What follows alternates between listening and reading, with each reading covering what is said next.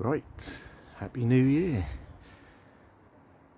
It is New Year's Day 2022, which more or less marks a year since I've been doing the channel and the videos.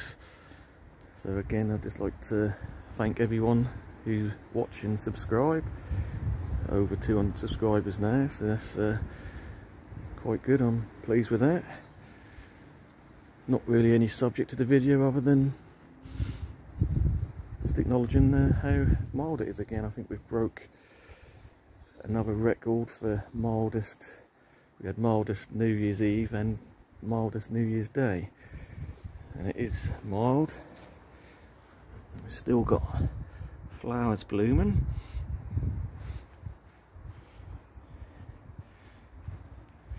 I'll have a quick look at the temperature.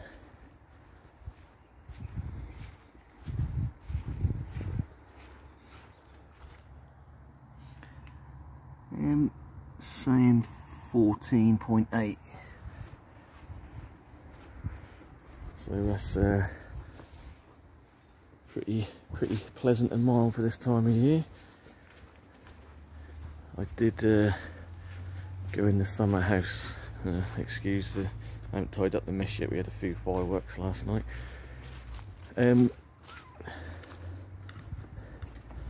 Yeah, went in the summer house yesterday to water some plants because it's been so mild. Don't want anything drying out too much. So let's have a look inside, see how things are.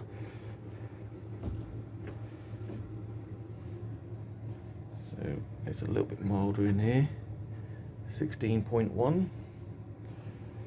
So again, have a little quicker look at some of the new palms I got a few months ago. Obviously no growth as such, but no decline either. All looking good. So this is the Phoenix Sylvestris, which I've been after for a while. Starting to look okay. It's the starting to go pinnate. But yeah, in general, give everything a light watering just to keep it going. And I can't believe that how well the alocasia's still looking.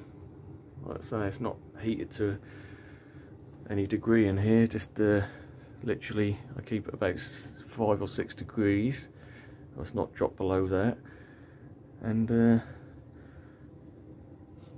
yeah, still looking pretty much perfect condition. Robellini, still looking good. It's in the process of pushing out several spears. There's a double in there. All looking good. Queen palms, this is the mountain form, so it's supposed to be a little bit hardier than the standard. Obviously looking a bit rough after the quite chilly summer we had.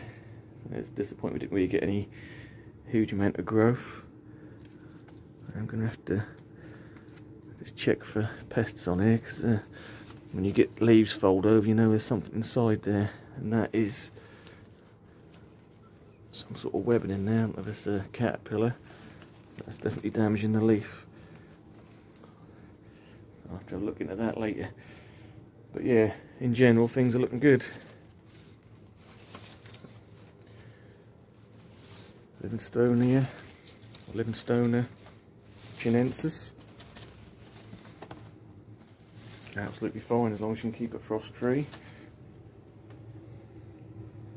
Even the split leaf philodendron is looking okay. A little bit of blotching on the leaves. It's probably not enjoying the weather at the moment, but I know that I'll soon chuck out a new flush of growth as soon as spring comes here. So yeah, everything's looking good. Just a little look at the bird of paradise, which we got the flower spike on. So hopefully that's going to hold off until spring. Saying that, the one at the back here, can we see it? See, yeah, it's getting quite big, that flower spike, so I don't know if that's going to pop soon or not. We'll see. Hopefully if we get some cooler weather, which is we do next week, we'll that'll hold that back a bit. Yeah, in general everything's doing okay. Cycad Revoluta or Sago Palm, it's looking a bit rough. It didn't put out a flush, I've got to say last year now, yeah. The summer we just had is, that's so cold it didn't really flush out, so these are leaves from sort of 2 years ago really, so I'm not surprised they're starting to brown a little bit on the edges, but I'm not too fussed. That is the way it does that. Hopefully this year we get a warmer summer and that'll put out a nice flush. Right, so that's just a quick look in here.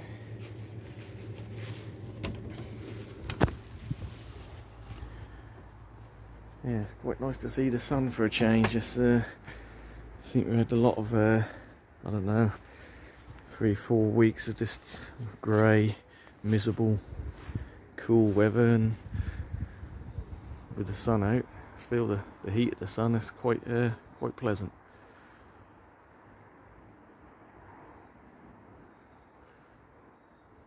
It's starting to really put on some growth. I know it's not growing through the winter, but every time I look at it, it seems to be getting bigger. I did have a photo from literally just, not the summer just gone, but the summer before, and that was only just touching the fence. Now look at it. I think when they get to a certain size, they really do start going. Canary Island date palm. Right, the small canners have started to shrivel up a bit. We have had a couple of frosts. I do normally collect the seeds from these. There are a couple of seeds in there, but I might still collect them as yet. I do like growing from seed. And the spring comes. Yeah, so I was looking at this area earlier, and you know, you could look at this and think that is a bit crowded. Well, it was never the plan as such. I mean, like all gardens, you sort of evolve in time.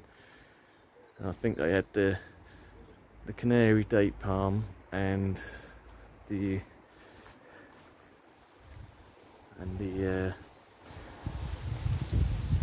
windmill palm there, or Trichicarps fortunei. They both went in very small, obviously, and that's before the garden had a shuffle round.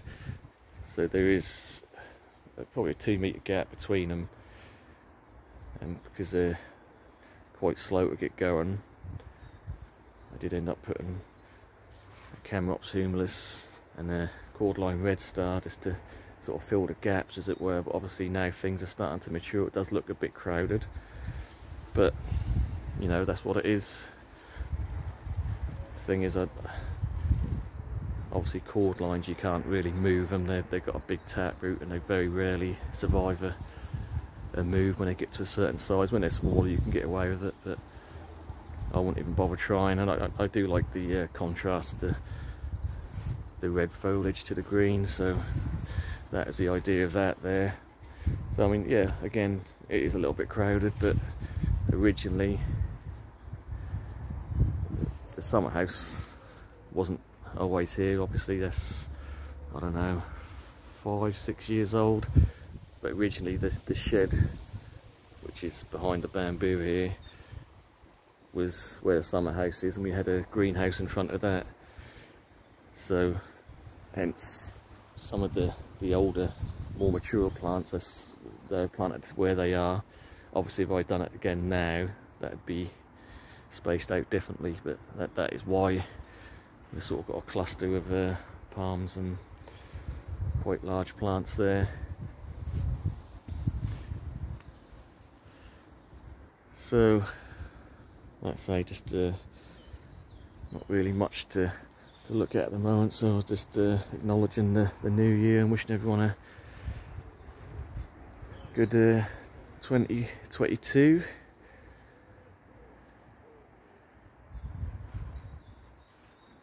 I will just look into this. I think this is a Euonymus. I don't know why I struggle saying that, but this is one of the original plants in the garden when I moved in. And when I say moved in, that's 15 years ago now, but this is one of the few plants that remains. And yeah, I don't mind it, it's evergreen. You've got the nice variegation. It does throw out a pure green branch here and there, which I'll clip back just to keep it. In fact, nature's done it there for me. There's a green one there which has been snapped in the wind, so but yeah, not bad for a bit of evergreen interest. Anyway, we'll leave it at that.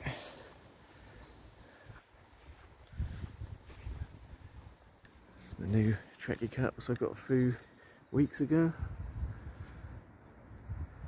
Obviously not going to do anything until maybe midsummer. I'm hoping to see some action on the spear in the middle there. I don't think that's moved obviously since it's been put in. Not looking too bad. It's got a couple of wonky fronds, which I guess is from getting it in the car and dragging it along the ground, and maybe just the shock of the move and the transplant. But say in general, it does look quite a sturdy, stiff frond, so I'm sure that'll look good towards the end of summer this year, hopefully, and start putting out some growth. Alright, let's finish up on how mild it's been. I don't know if you can see it, but the fish are awake and swimming about. They think it's spring already. Unfortunately, we've got a couple of months for that. I'm definitely not feeding them because we are getting a cold patch next week. I say cold, back to average temperatures of about 6 degrees. But to put it in perspective, we've been having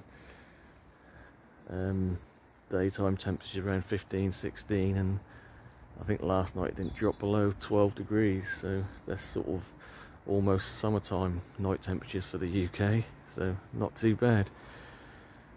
Anyway, we'll leave it at that. Thanks for watching.